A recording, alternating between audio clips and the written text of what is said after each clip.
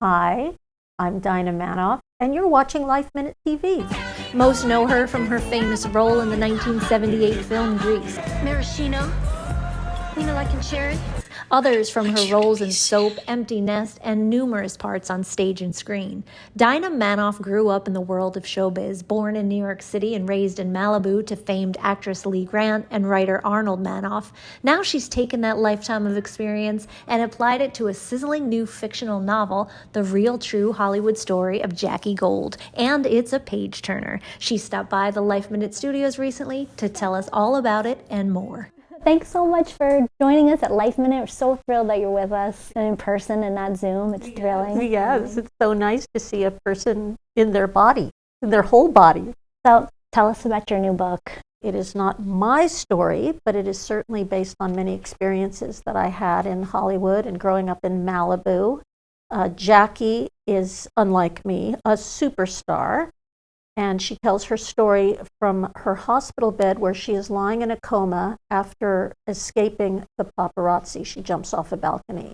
What inspired you to write this book? The seed was planted long ago when Princess Diana was killed in the car accident because the paparazzi were chasing her. Around that same time, I was on a series called Empty Nest, and this is, thank God, before cell phones and before TMZ and all of that, but what we had were the Inquirer and the Star. And so they used to print, silly stories about me, like, I dyed my hair to match the color of the dog on the show, really harmless stuff. But then one day, right after my first child was born, this guy showed up at my door from the Inquirer. And he was there to ask some really personal questions. And I got scared. The mama bear in me, because I had a newborn in the other room, screamed and chased him off my property. And then I promptly called a lawyer and said, I don't know what's going on, but, stop it. So in my novel, the paparazzi really are the antagonist. It's a funny story, but it's got serious undertones to it, and the theme of what price fame and how responsible are we as celebrities for courting that fame and then ultimately being, pursued because of it. I'm just really grateful there weren't cell phones when I was a young actress acting out in certain ways that I'm so glad are not recorded forever.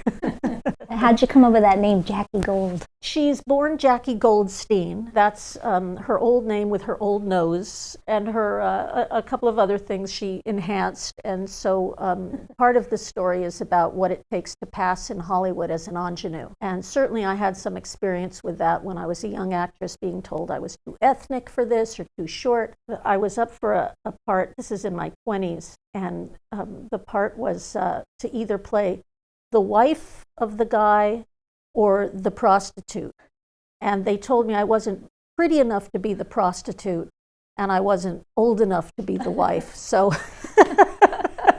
those things, they stick with you. And How long of a process was it to write? it was truly many, many years, because I started it in a workshop, just messing around, and then, it evolved and evolved, and then I had children, and I found them very inconvenient for my writing time, and had to make a choice. I had 3 boys, so it was like, am I going to lock myself in a room and be angry at them all the time for interrupting me, or am I going to be the mom that I want to be? And I put it away for a good 7 years, and then came back to it when they were old enough to not want me to bother them anymore. What was your life like growing up? Your mom's a legendary Lee Grant. Your father is also in the business. I grew up in a production company. I mean, there was an editing room in the garage. My mother was always working. And my stepfather is a producer. My father was a writer. I was pretty much a juvenile delinquent up until I found acting. And acting was not a passion for me in the beginning. It was truly the only thing I was qualified to do. As a child, I had been cueing my mother on scripts from the time I could read. Cueing, for those who don't know, means, reading the other lines so she could practice her lines. And so it felt to me very natural. So your mom and dad, they were okay with it? I think that it was so much our world that I don't think there was any question of me becoming a veterinarian. I think it was just assumed that I would go into some part of the business. Now that I've pretty much left Hollywood and I lead this kind of very normal life on my little island near Seattle, I'm really fascinated by people who are not in the business and by the life that was out there the whole time that I thought, life really only existed in California or New York. So now I ride horses and I grow vegetables and I wrote a book. What did your mom teach you about acting? I honestly only remember as like a piece of advice. I remember her saying, don't shit where you eat. In other words, don't sleep with the people you're working with, which I definitely did not listen to. I remember my mother being not encouraging of me acting, but fearful for me because she knew and had experienced the kind of rejection that one gets as an actor and in particular as an actress. And so I remember her being fearful for me, fearful that I wouldn't be received well, and then, thrilled when I was. How did you get your first role? What was your first role?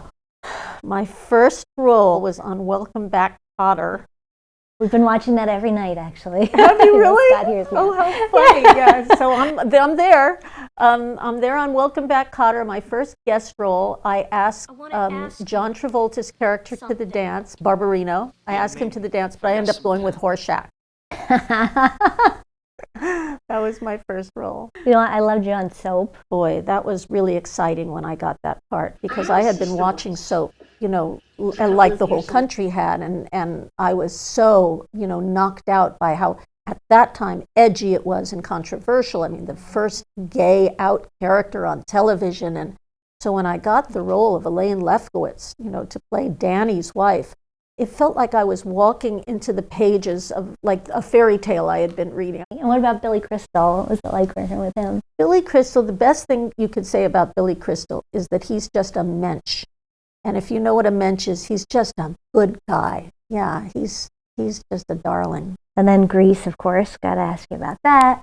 How did you get that role? I auditioned originally for the part of Frenchie, and Joel Thurm, who was the casting agent, liked my audition but said he wanted to hear me read for Marty. And so I came back in with a swivel of my hips and my Marilyn Monroe impression because I felt like Marty would do Marilyn Monroe. And I got her after a dance audition, which I am not a good dancer. So the dance audition, it was a big group audition, and I could not keep up with the steps at all. So I just shimmied. And I think they thought that was funny. They cast me. What was it like working with John Travolta and Olivia Newton-John? When I worked with John, especially, in those days, John was the hottest star in America. He was so sexy.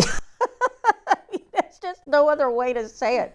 He was so hot that being around him, I mean, the energy coming off of him, it was really too much to bear. And I was tongue-tied around him and intimidated all the time. I mean, he was just unbelievable and so sweet and so kind and so humble. And as was Olivia, neither of them ever flaunted their celebrity at all. What do you think, it is about that film that just stands the test of time? I think it's John. I really do. I think that he is literally electrifying in that movie. It also speaks to a time where, while it's not innocent, I don't know if you have teenagers or not, but at a certain point they start understanding that there's sex in the movie and that, what all the double entendres are. Yeah. But it speaks to a time that is both innocent and not innocent. But when John does that first turn, boy, that first shot of him when he turns to the camera, you just go, still, whoa. Since this is Life Minute, what are some of your most important life tips or life lessons? I wish I had known then, when I was a young actress, to enjoy myself more. I look back now and I see Marty in the movie and I think, oh my God, I was adorable. But at the time, I was so insecure, and I thought I was too fat, and I thought I was too much, and, I didn't have any center in myself that felt, like, wow, this is a special time, and I'm in a special place, and I should just be having a good time rather than, filled with self-consciousness. I'm grateful now that I'm at a time when I feel, good, not about aging so much, but comfortable with where I am in life. And while she writes a sizzling account of a Hollywood life, these days Manoff says she prefers a quiet one. I'm really good at relaxing, I have to say. I'm kind of a hedonist deep down. I mean, that's the truth. I ride horses. I find horses really are my therapy. I feel grateful that I'm able to afford to ride twice a week. I walk in the forest. I live by a beautiful, beautiful forest. I cook. What are some of your favorite things to cook? I'm a good soup cooker. I make a good soup. I'm not so much a recipe follower. I'm like, a little think of this, a little of that, Yeah, and I have a great husband, and I feel very fortunate that we're such good partners together, especially now because my children finally have, after a COVID bonus year, they have now gone off to college, and we're dating. It's really fun. A literal empty nest. Yeah, I literally finally have an empty nest. To hear more of this interview, visit our podcast, LifeMinute TV, on all streaming podcast platforms. And get the book, The Real True Hollywood Story of Jackie Gold, on Amazon, Bookshop, DinahManoff.org, and bookstores nationwide.